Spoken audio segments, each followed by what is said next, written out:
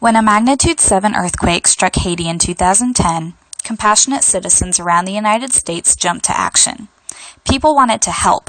With good intentions, donations of clothing, shoes, and medical supplies were sent to Haiti to aid the relief efforts. Unfortunately, many of the clothes sent were inappropriate for the location. Cast-off winter coats and boots were sent to the Caribbean island nation.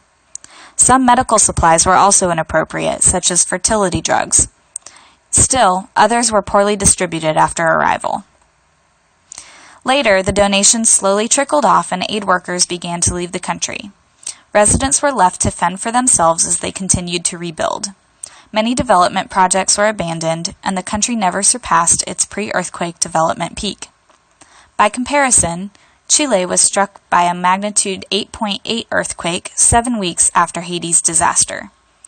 Haiti's death toll was approximated at 92,000, while Chile remained at 525.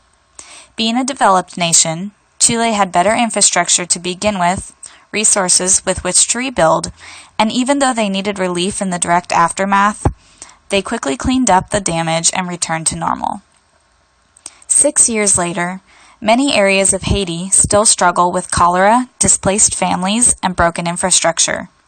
Still, as Hurricane Matthew approached the island in early October of 2016, American donors initiated the same reactionary aid collections. Cleaning out their closets to send hand-me-downs to the island nation, more winter coats and boots were collected. Working with the Engineers Without Borders Nepal team at the University of Florida, I experienced firsthand our team's gut reaction to disaster when the 7.8 magnitude earthquake hit Nepal in April 2015. Some people wanted to collect canned goods.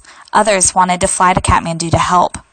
Ultimately, we had a discussion and came to the understanding that imported food and inexperienced volunteers would later do more harm than good. We instead hosted fundraisers and donated to trusted community-based organizations that were helping with aid during the disaster.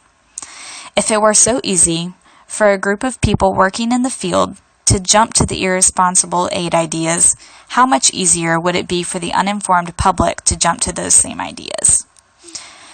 To help inform the public and guide donors to make more sustainable donations, I created the website Rooted Relief. The website is simple and interactive.